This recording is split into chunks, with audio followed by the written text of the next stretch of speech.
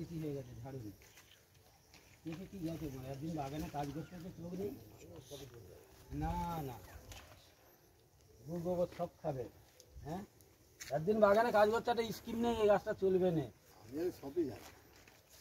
কি গো